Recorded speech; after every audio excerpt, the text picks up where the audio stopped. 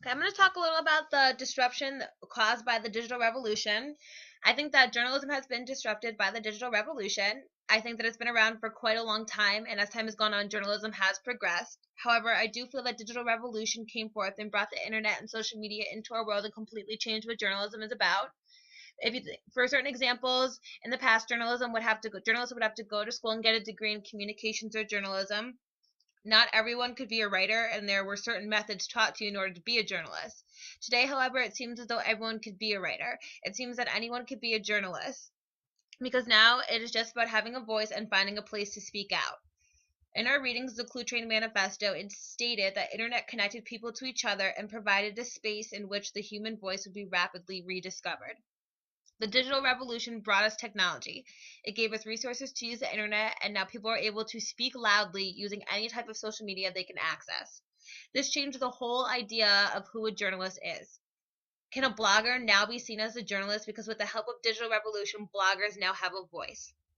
Forget having to follow the rules and guidelines that journalism has to follow because with the use of the World Wide Web, they have taken freedom of speech to a whole nother level.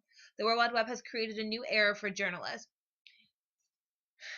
The article made a strong point when discussing the web. The World Wide Web reinforces freedom. The internet roots around obstacles. Basically, it comes to the conclusion that when you're a blogger, you don't really follow the guidelines and the rules that journalists have to follow when it comes to creating news and having to follow ethics. Bloggers don't have that. They don't have those kind of restrictions. Therefore, by using the internet, they have completely gone around those obstacles entirely. Another change that occurred due to the digital revolution is that the digital revolution disrupted the distribution of journalistic news. In the past, when looking for any type of information or news or even gossip, we looked to the newspapers or magazines. We looked to the newspaper to hear stories from journalists. However, due to digital revolution, that has all changed. In the lecture, we looked at different sites that had news stories on them. You don't realize that different sites that are out there are on the web. Each of these sites are pushing out news stories daily. Why look to newspapers when you have the World Wide Web pretty much at your fingertips? The internet is used for journalistic news, and that isn't such a bad thing.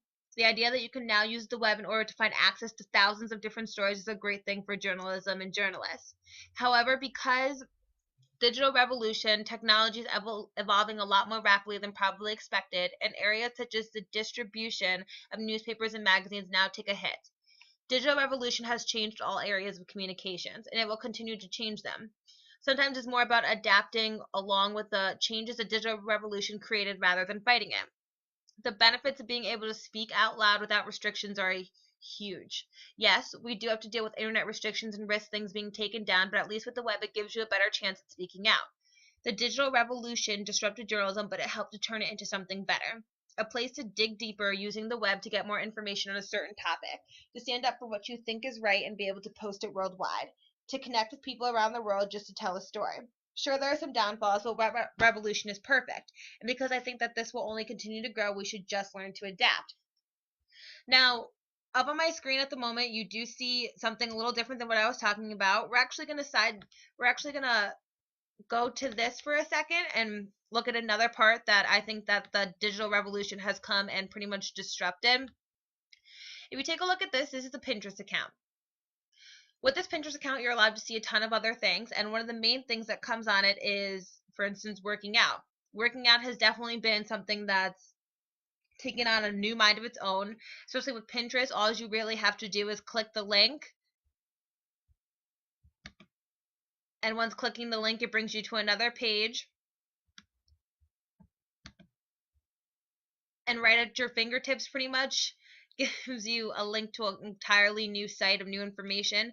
Just for working out, you no longer need a trainer in order to figure out the best things for you. You can now just do it all using the internet. They show videos, they have thousands of different links that really deal with anything pretty much you want, any category that interests you. Get that out of the way.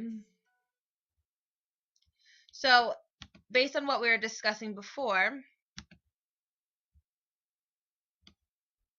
if you look over here at Pinterest, these are the different descriptions, the different categories. This is something that actually wasn't at our hands a long time ago in the past. So, for example, if you want news or information about something, all you have to do is pick a category that seems appealing to you. Science and nature, for instance.